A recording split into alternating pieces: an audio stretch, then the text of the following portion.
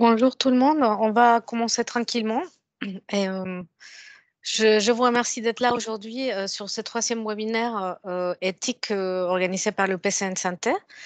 Et le webinaire d'aujourd'hui est sur l'échange de bonnes pratiques. C'est pas moi qui va faire les présentations. Je vais surtout l'animer. En fait, je voudrais vraiment remercier les personnes qui vont participer aujourd'hui. En fait, juste pour rappel, c'est le troisième webinaire d'une série de de webinaires sur comment répondre à la partie éthique dans les projets européens, Horizon Europe et même H2020. Le premier webinaire, il est déjà en ligne et le lien, il est ici. Le 12e webinaire sera bientôt en ligne et ce troisième webinaire est en train d'être enregistré aussi. En fait, nous allons avoir 4 témoignages sur des aspects différents éthiques. Émilie Estraget de l'Institut Pasteur qui va vous parler de l'accompagnement de chercheurs à la rédaction de l'annexe éthique dans les projets européens. Ensuite, Sandrine Chantepie-Laborde de l'Université Paris-Créteil qui va nous parler d'un projet spécifique et des enjeux éthiques de ces projets, comment ils font le management des enjeux éthiques. Je vous rappelle, si vous pouvez fermer vos micros et caméras. Et, ensuite, Maëlle Pichard de l'Institut Pasteur qui va nous parler d'un exemple de management d'un livrable sur la RGPD avec des pays non européens qui a une complexité, vous allez voir. Comme je vous l'avais dit dans le passé, il n'y a pas une solution. En fait, il y a beaucoup de façons de faire pour l'éthique.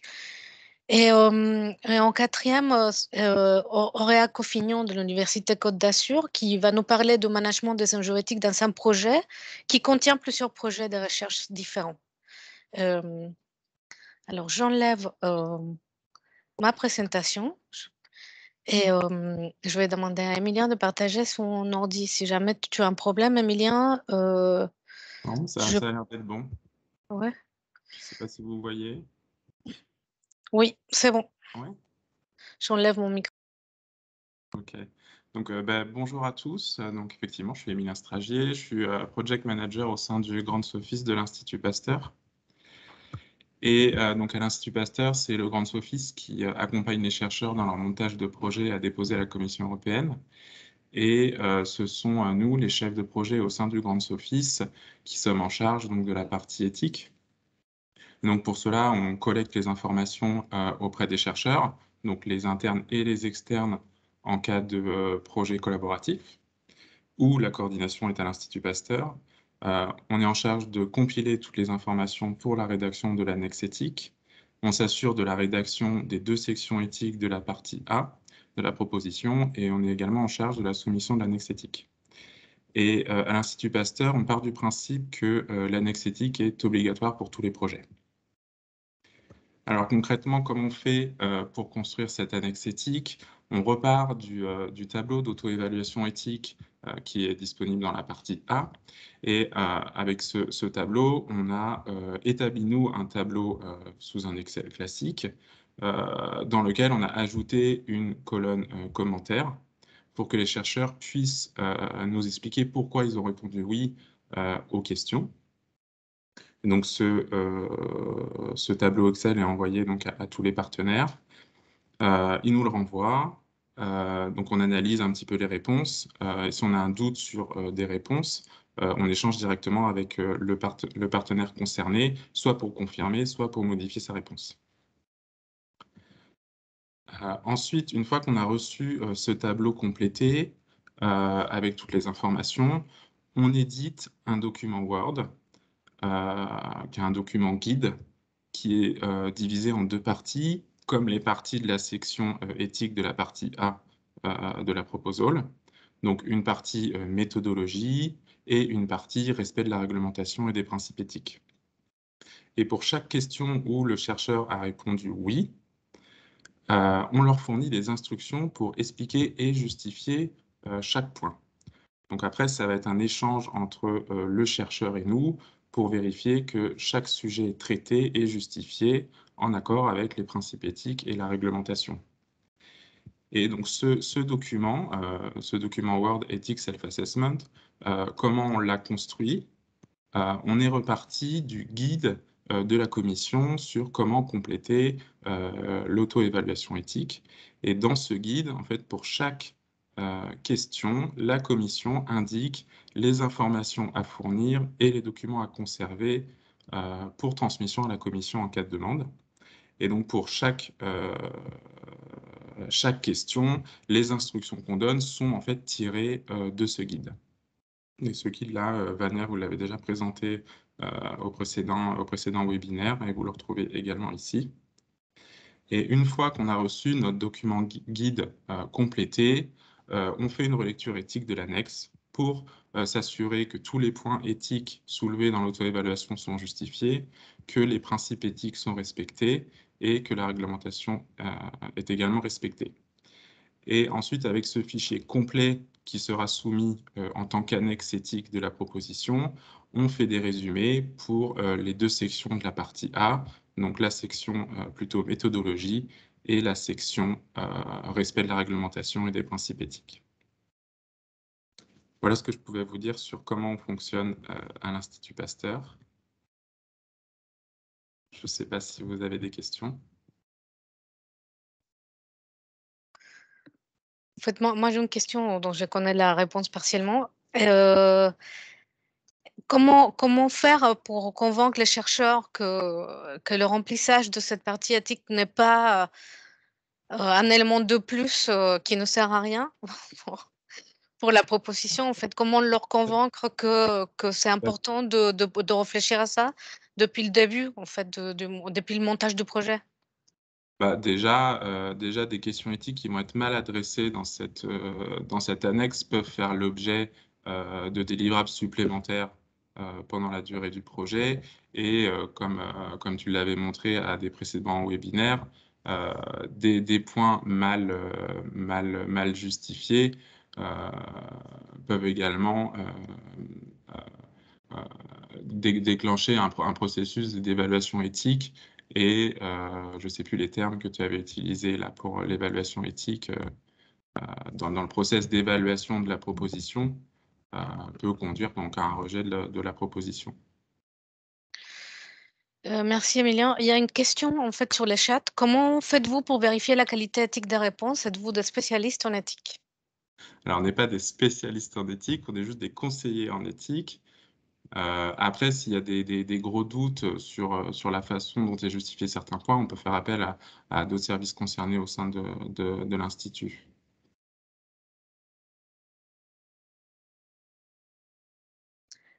Comment faites-vous dans les projets multicentriques? Vous multipliez l'Excel doc pour chaque partenaire et quand il n'y a pas de possibilité de soumettre d'annexe? Effectivement, oui, dans les projets avec plusieurs partenaires, on s'adresse à chaque partenaire. Donc oui, on multiplie les documents Excel et les documents Word et après on compile les documents Word pour faire une annexe éthique globale pour le consortium.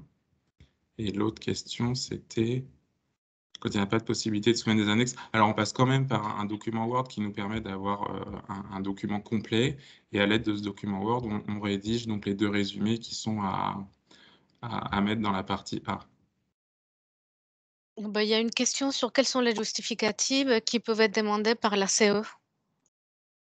Bah, ça va être par exemple pour tout ce qui est sur l'humain, ça va être l'avis du comité d'éthique, ça peut être également les certificats d'import pour des cellules ou des souris dites industrielles.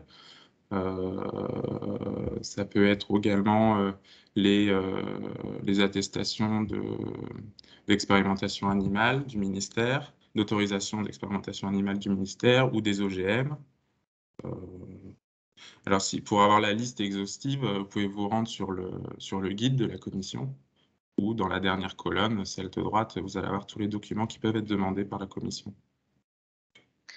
Et en fait, ça dépend de. Je voudrais rajouter que ça dépend à quel. En fait, les réponses. En fait, c'est par rapport aux réponses du tableau éthique qu'on nous demande des documents supplémentaires. c'est-à-dire où on a répondu oui et qu'on a justifié au niveau éthique et réglementaire. Ensuite, la commission nous demande des autorisations, des justifications, des contrats, etc. Ça dépend beaucoup de la réponse. On n'est pas obligé de les savoir au moment de la proposal, en fait, au moment du montage du projet. Mais si on commence la recherche, en fait, si on est financé, on commence la recherche, on est obligé de les savoir.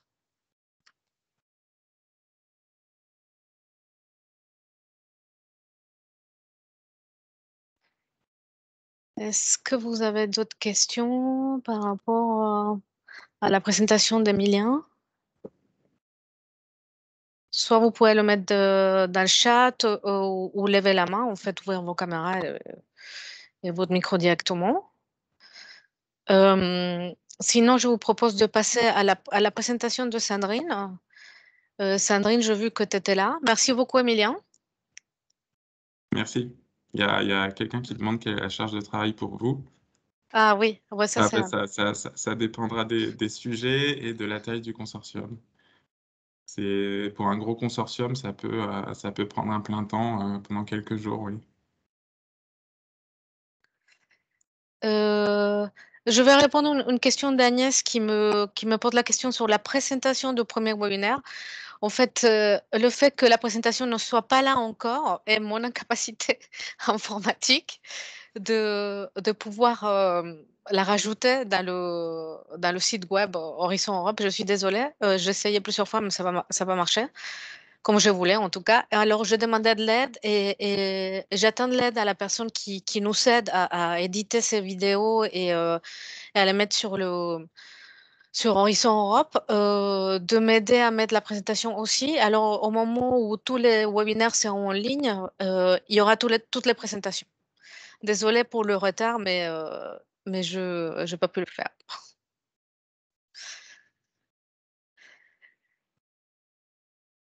Merci, Emilien, et on donne la parole à Sandrine. Merci. Merci beaucoup, Emilien. Bonjour Vania, bonjour à tous. Vous m'entendez Merci, bien? Sandrine. Oui, Super, merci. alors je vais Juste couper ma caméra et mon partager. micro. Ouais, je vais partager donc la présentation. Hop, hop, hop. Donc moi j'ai répondu favorablement à la demande de témoignages sur comment on avait géré la partie éthique dans notre projet. Donc notre projet s'intitule le projet Arrestad. Et s'est déroulé sur les années 2017 à 2020 initialement, mais à cause du Covid, on a eu un prolongement jusqu'à mi-2022. Ce projet qui a été financé par la Commission européenne s'est déroulé sur 5 pays avec 8 partenaires. Et nous avions deux grandes parties, une partie mécanistique qui faisait appel à des modèles cellulaires et à des modèles animaux, et notamment des expérimentations animales sur deux pays, l'Espagne et la France. Et la partie diagnostique qui était faite donc sur des échantillons humains et plus particulièrement des analyses de sang, de prélèvement de sang.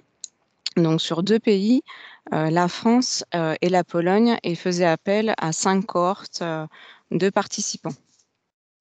Pour ce projet, le coordinateur qui est donc le responsable du laboratoire sur l'université Paris-Est Créteil, du laboratoire Glicret, elle a préféré identifier dès le début du projet un manager en éthique pour donc dès la soumission du projet.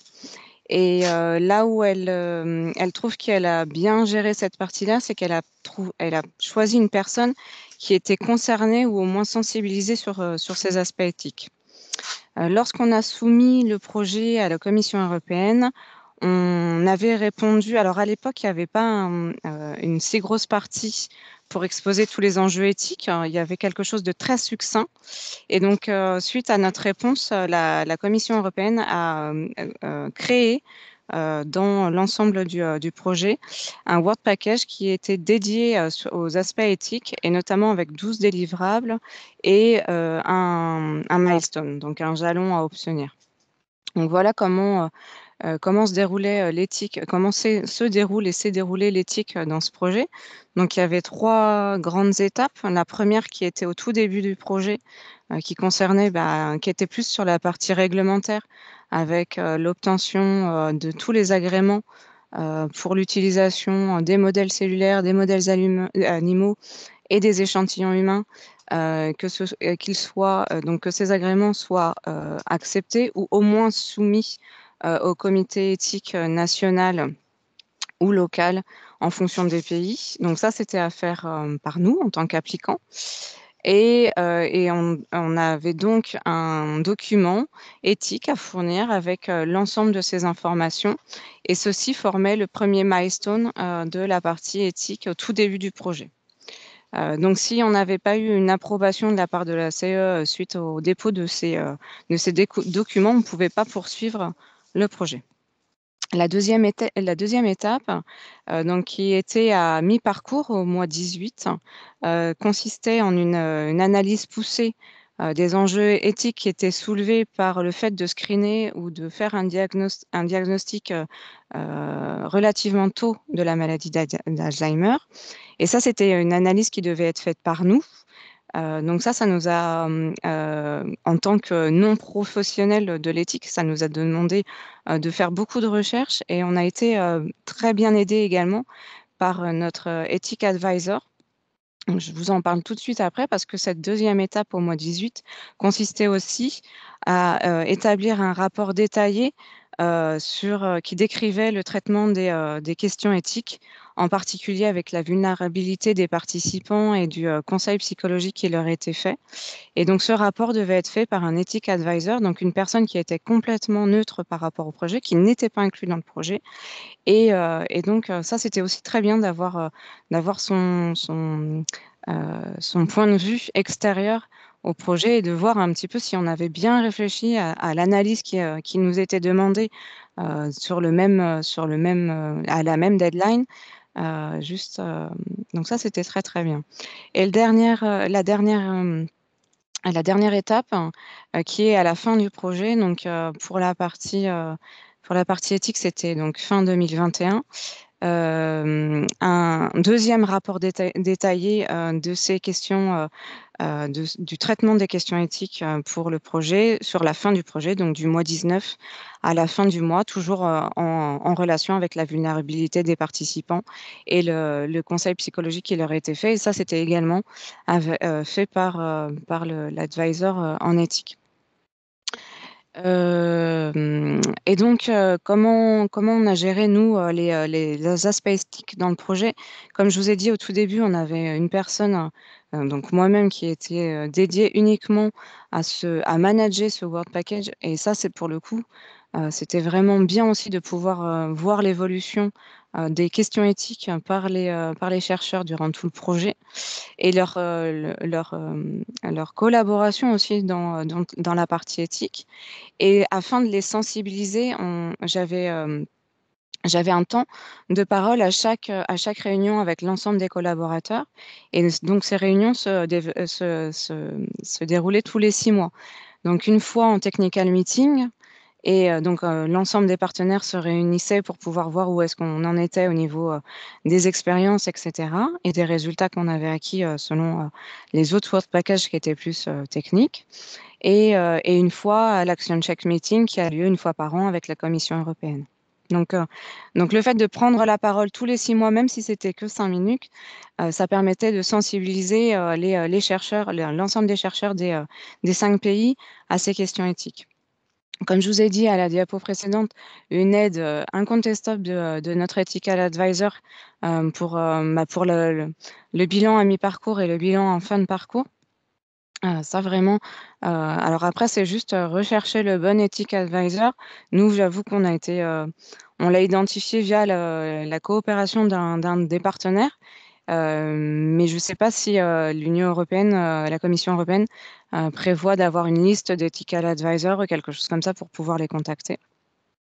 Et la dernière chose sur laquelle je voulais insister durant cette présentation, c'était le fait qu'on a vraiment beaucoup de règles différentes entre les pays en termes de législation. Donc ça c'est un des aspects de l'éthique. Et ça, c'est important de se poser la question à savoir quelles sont les règles qui sont faites dans tel et tel pays, même si ça tend à s'harmoniser entre les pays de l'Union européenne.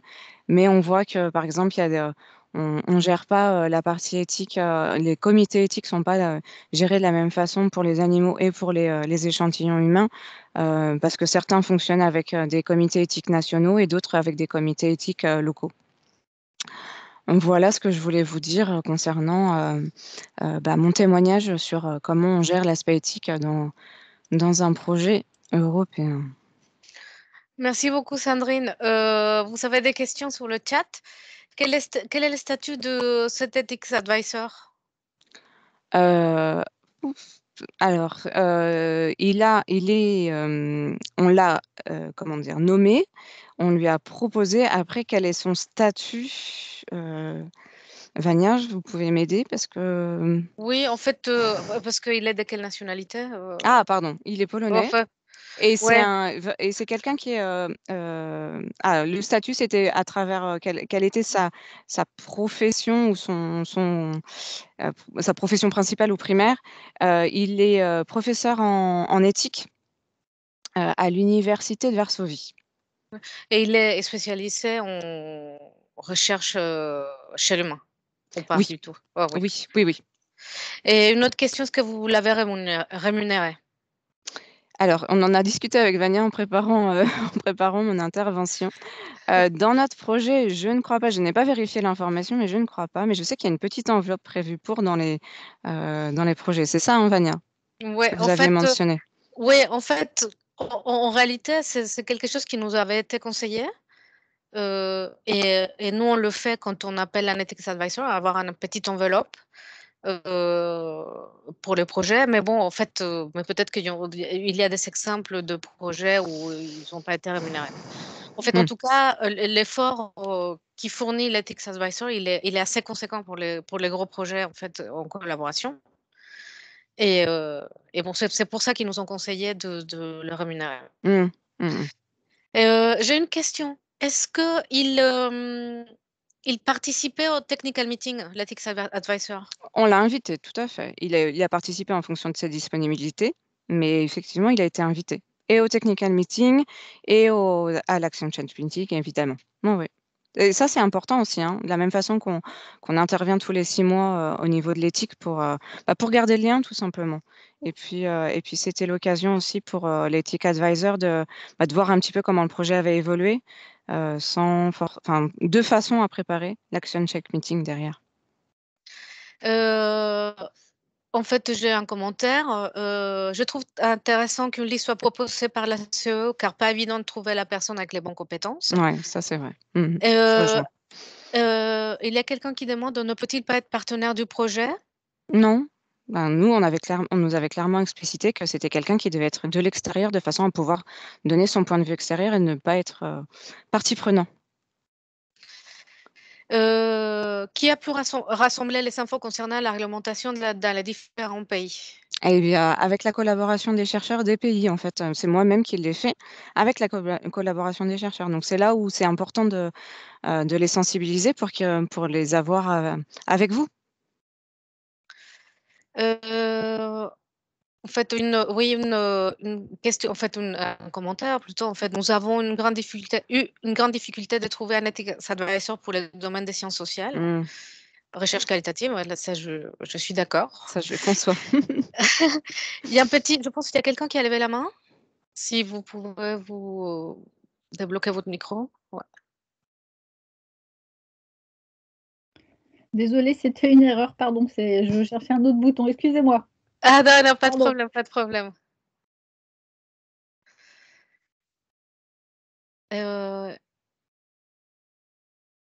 Il me semblait en fait, il y a une question, un commentaire. Il me semblait qu'au dernier webinaire, vous aviez dit que l'Ethics Advisor pouvait être choisi parmi les partenaires du projet. Je me trompe?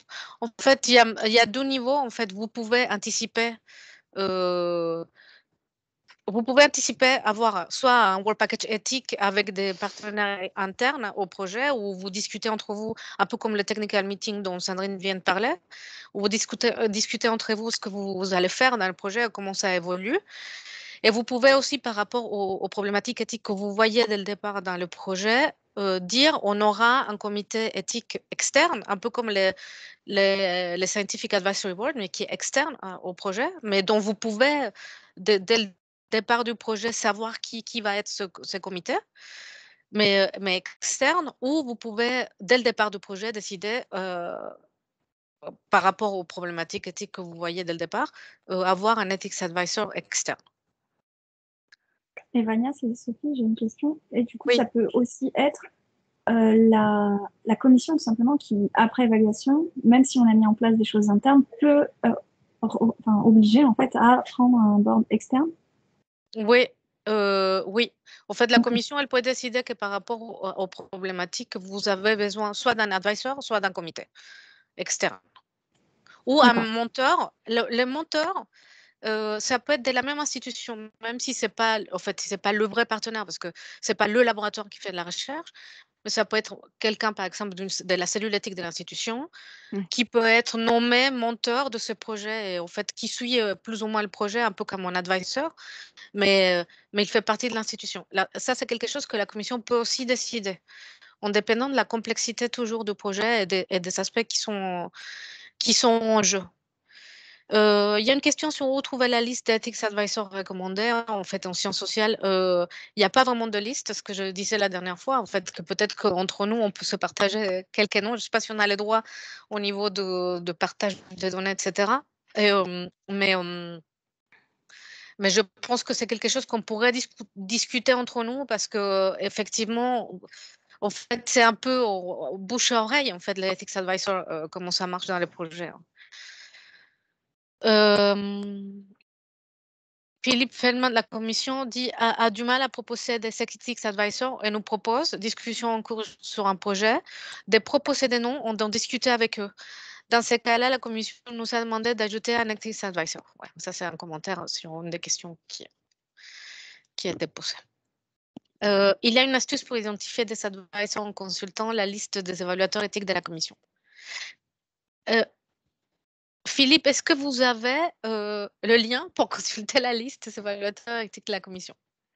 Si jamais vous l'avez et que vous la trouvez facilement, ou soit vous pouvez me la transmettre, je peux transmettre à tous les participants du webinaire, soit si vous pouvez la mettre dans le chat, ça serait bien qu'on regarde tous.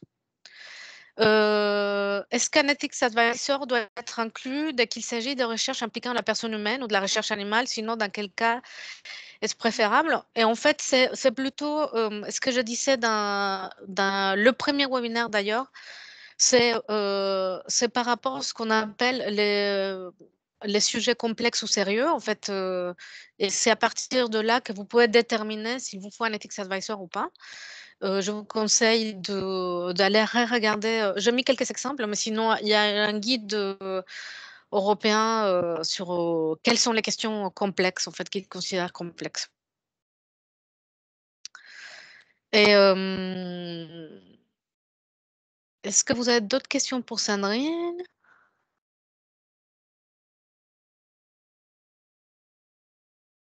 Merci beaucoup, Sandrine, de vos Merci. témoignages. Avec plaisir. Merci beaucoup. Et en fait, je vais demander à Maëlle Picher de nous présenter Oui, bonjour à tous. Oui, donc bonjour à tous, Maëlle Pichard, je suis la responsable du pôle Europe au Grant Office de l'Institut Pasteur. Et moi, je vais vous présenter un cas qu'on a eu il y a 2-3 ans, donc que j'essaie de me remémorer pour cette présentation, sur un projet européen et sur l'application de la RGPD sur ce projet européen. Donc ce projet européen, il s'appelle Leishmaniose, donc c'est un projet qui porte sur la leishmaniose, et c'est un projet qui est financé par le programme Marie Curie, le programme RISE. Donc c'est important que je précise parce que le programme RISE en fait implique de l'échange de personnel, et donc il y avait aussi des données de personnel liées en fait à cet échange de personnel. Et je vais y revenir là-dessus. Donc, leishmaniose, comme je l'indiquais, donc ça porte sur la leishmaniose, et en fait, on essaye de voir l'interaction entre le parasite, le vecteur et l'hôte, l'homme, pour développer de nouveaux outils de prévention.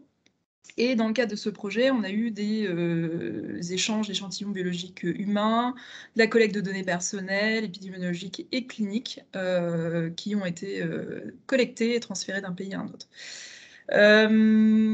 Donc, comme vous voyez sur cette slide, voici le délivrable que nous a demandé l'ACE. Elle nous a demandé les copies des autorités compétentes liées à la protection des données, ou par, en gros, l'autorité nationale liée aux données dans les pays avec lesquels on collaborait.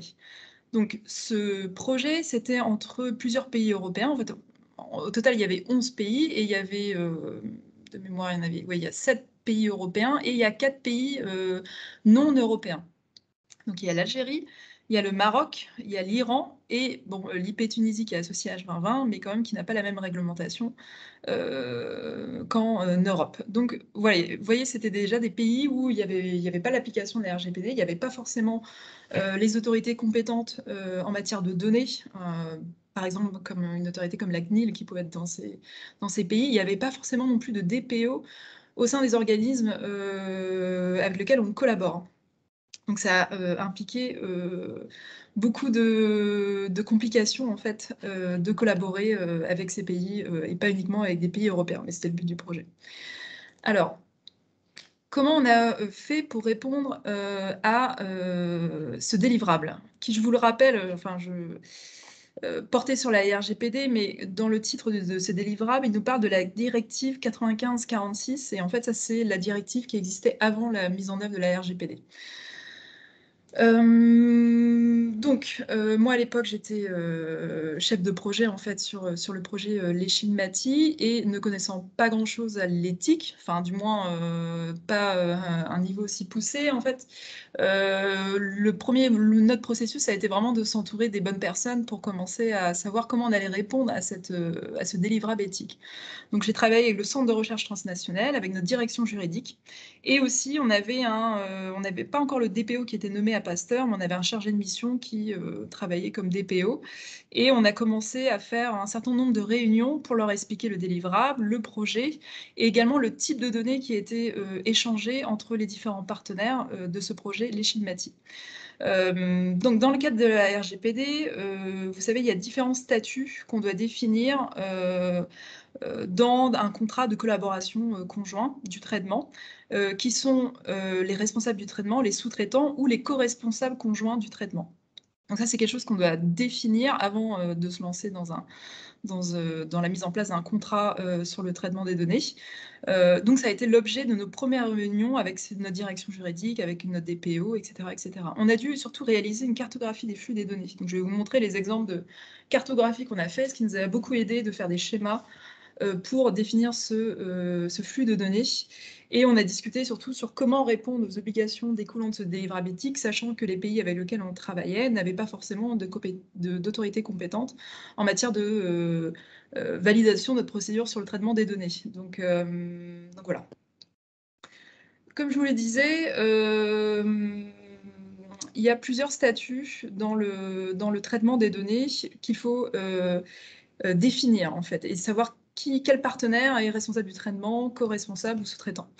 Donc le responsable du traitement, pour résumer, en fait, c'est l'organisme qui va déterminer les finalités et les moyens du traitement, en fait, qui va déterminer l'objectif, l'objet du traitement en fait, des données.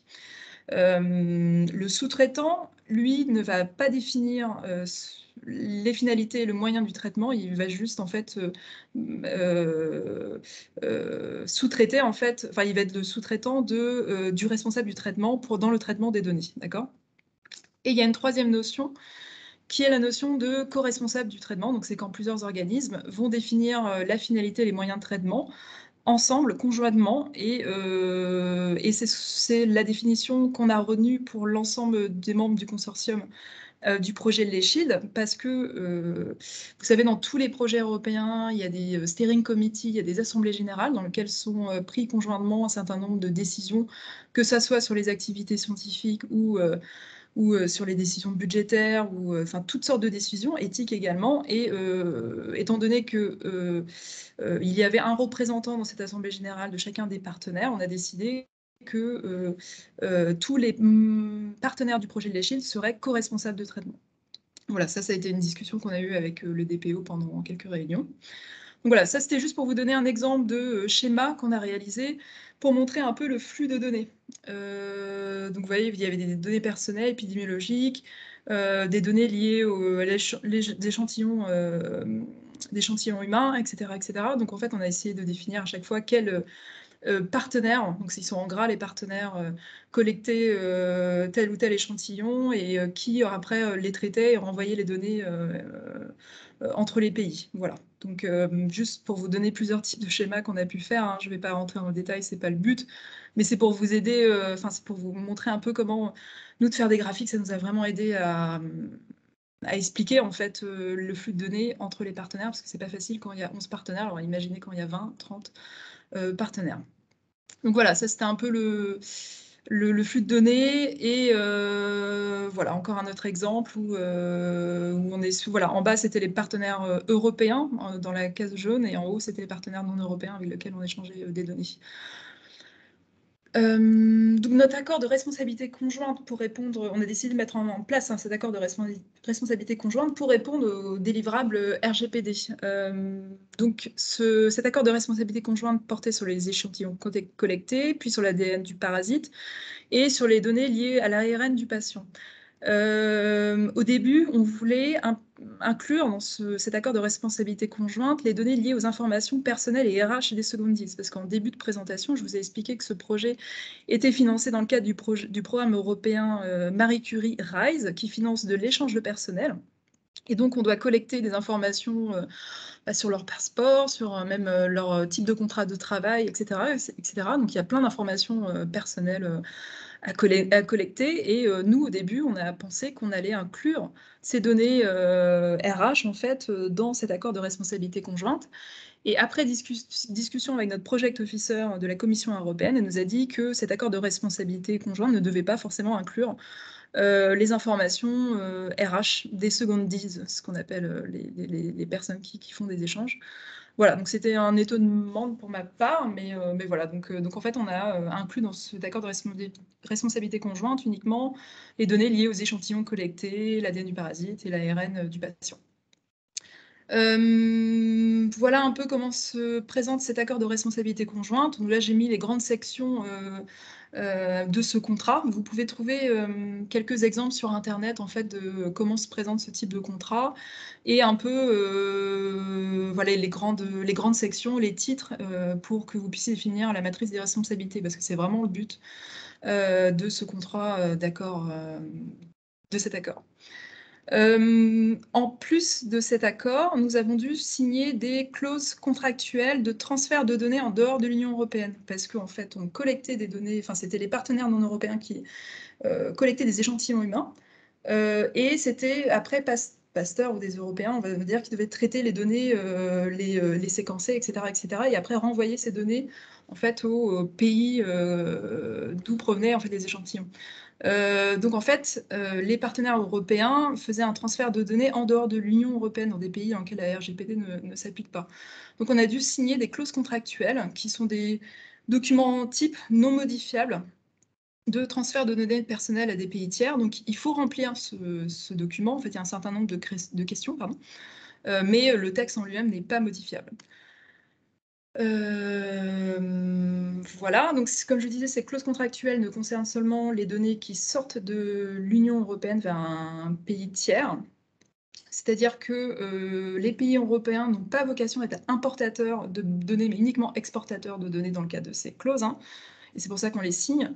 Et ensuite, en fait, pour vous résumer, elles ont vocation à garantir la protection des données dans des pays ne disposant pas de législation offrant une protection équivalente à celle de l'Union européenne. Voilà.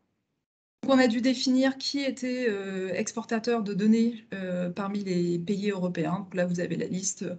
Et en fait, on a mis quel type de données en fait étaient exportées, etc., etc., dans les pays non européens. Et à chaque fois qu'on avait identifié un exportateur, un importateur, on a dû signer une clause contractuelle entre ces deux organismes, en fait. Donc voilà, vous voyez que ça prend un peu de temps parce qu'il faut expliquer aussi pourquoi on fait signer ces clauses. Eux, ils n'ont pas forcément de DPO, donc on l'a fait signer par le représentant légal de ces organismes. Voilà, tout ça dans le but de répondre aux délivrables éthiques imposés par la CE. Alors, je vais terminer par des conseils commentaires. Sur la définition du rôle dans les flux de données et le type de données. Donc, on est arrivé à la conclusion sur la responsabilité conjointe que dans le cas de tous les projets européens, globalement, il y aurait une co-responsabilité dans le traitement des données. Il n'y aurait jamais un seul responsable des données, enfin en tout cas de notre point de vue, et que ça serait le consortium qui serait co-responsable du traitement des données parce qu'au travers du steering committee ou de l'Assemblée générale. En plus de cet accord de responsabilité conjointe, en plus de ces clauses contractuelles, on a demandé à nos DPO de nous faire une attestation indiquant que la procédure que nous avions mise en place permet de répondre aux délivrables éthiques de la CE. Voilà. Et ça nous a permis que ce délivrable éthique soit accepté par la Commission européenne. Voilà. Vania, si quelqu'un a une question. Merci beaucoup, Maëlle. En fait, oui, j'ai une question. C'est-à-dire que le conseil, est-ce qu'à chaque fois qu'il s'agit d'un projet collaboratif et on se retrouve dans une situation qui ressemble à celle-là, il faut que ça soit une co-responsabilité et faire tout ça? En fait, en tout cas, à Pasteur, c'est ça ce que... Ouais. Et donc, ça nous évite un certain nombre de discussions sur les projets à venir. En fait, quand on aura un délivrable RGPD, on mettra que tous les partenaires sont co-responsables du traitement, quoi. Ça, c'est sûr. Et sur l'attestation, c'était juste une feuille? Ouais. Une feuille du DPO en disant Exactement. j'atteste que... Ouais, donc c'était oui, voilà, c'était en plus des contrats et on a pensé que c'était judicieux de rajouter cette attestation qu'on avait fait valider tout notre process par notre DPO. Et vous avez rajouté vos contrats au délivrable, en fait, dans le portail? Oui. Salut, c'est Sophie, j'ai une question sur cette attestation du DPO. En fait, la commission, vu que c'est un DPO, elle reconnaît automatiquement l'attestation en disant que de par sa fonction, on lui fait confiance. Comment ça se passe? Bah écoute, dans ce cas, oui, ça s'est passé comme ça. Après, c'est très dépendant aussi du project officer qu'on a en face. Voilà, par projet, en fait. Est-ce que ça aurait été accepté de la même manière dans un cas d'un autre projet européen? Je ne peux pas le garantir, mais en tout cas, nous, ça a été accepté. Donc voilà. D'accord.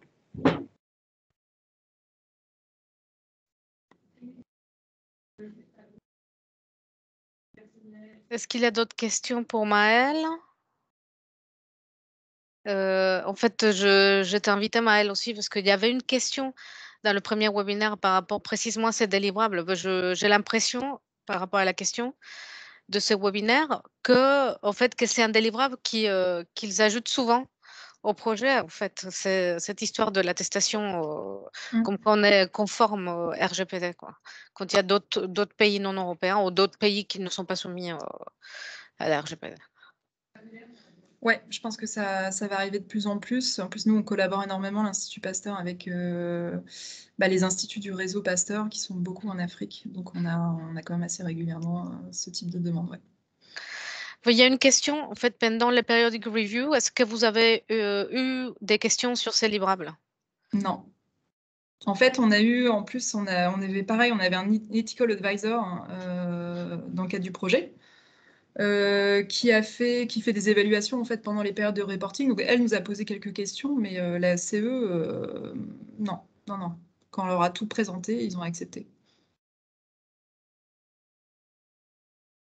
Bon, merci beaucoup. J'ai juste une petite question. Quand tu dis que vous aviez un ethical advisor, c'est un ethical advisor à l'intérieur du projet? Non, enfin, que vous aviez identifié. En fait, on n'avait pas prévu ça au niveau du montage et après, en discutant, on s'est dit que ce serait bien d'avoir un ethical advisor. Donc, voilà, on a réussi à budgétiser ça et en prendre un qui, en fait, fait un rapport éthique à chaque reporting. Voilà. Donc, D'accord. Et donc vous l'avez identifié comment cet Ethic en Advisor? fait, de mémoire, c'est une personne j'ai dû envoyer un mail à tout le consortium, aussi à pas mal de connaissances pour savoir si dans leur projet européen, ils avaient un ethical advisor. Et on m'a conseillé cette personne, qui est très bien. Je pourrais passer son nom. Donc nous, on l'a rémunéré, hein. Ça, c'est parce que bon, on estime aussi que la personne y passe quand même pas mal de temps à faire ses rapports. Donc voilà. Et donc oui, pareil, il n'y a pas de liste. C'est assez compliqué d'en trouver un. Donc après, il faut contacter tous les chefs de projet européens qu'on connaît pour voir s'ils ont un nom à nous donner, quoi. Ok, merci. Merci beaucoup, Maëlle. Merci. Merci. Alors, je passe la parole à Auréa qui va nous parler des enjeux éthiques d'un projet avec plusieurs projets à l'intérieur. Il y a une autre question. Pour traiter la question de traitement des PO dans des pays non européens, ah non, c'est un commentaire, excusez-moi. Nous avons systématiquement fait avec ces partenaires des PIA, Double Impact Sensibilizer, le partenaire, et affiché la conformité dans les livrables. La CNIL a un logiciel multilangue. Oh, merci alors.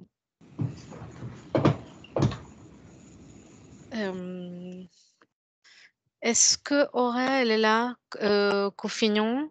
Oui, oui, Ah oui, bonjour. bonjour Auréa. Je vais partager mon écran. Ouais, je vais couper mon micro et ma caméra. Merci beaucoup. Merci.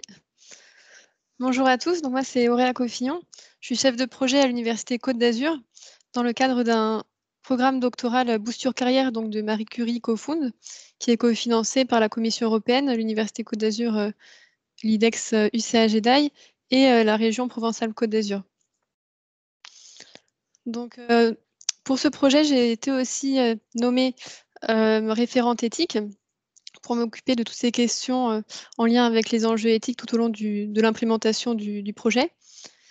Et donc, dans le programme Boost Your Carrière, on finance 15 projets doctoraux donc, qui sont spécialisés dans le domaine de la e-santé.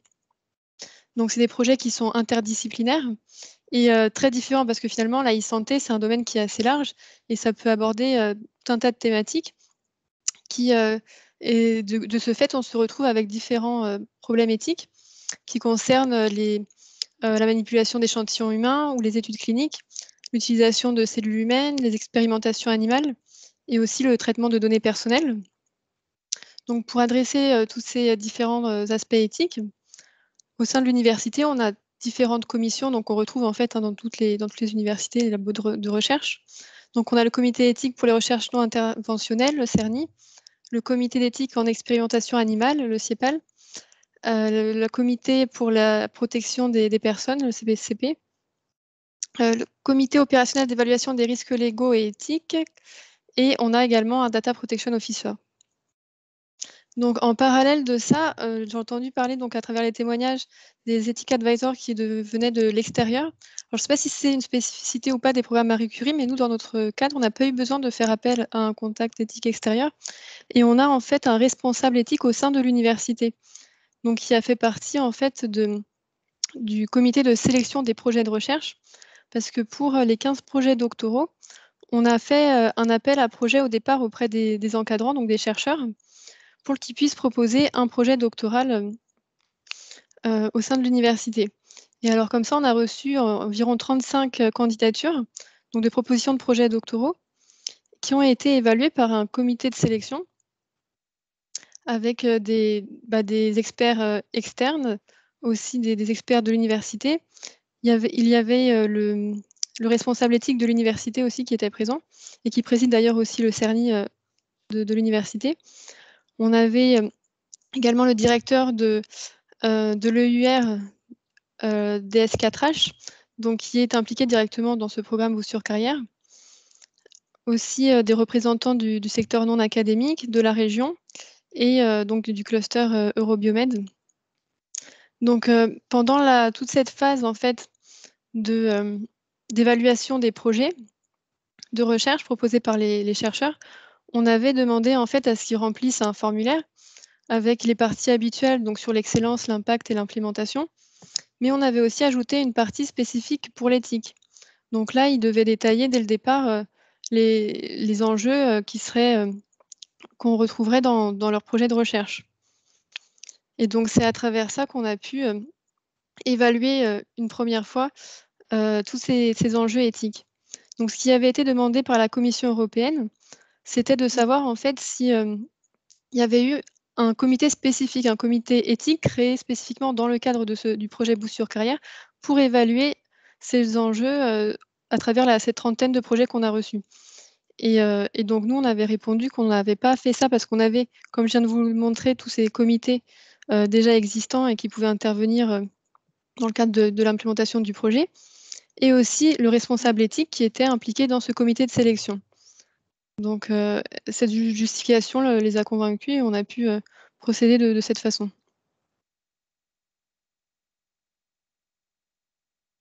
Alors pour la deuxième phase, en fait, dans les projets Boost sur carrière, pour le projet Boost sur carrière, on a 3 livrables à remettre.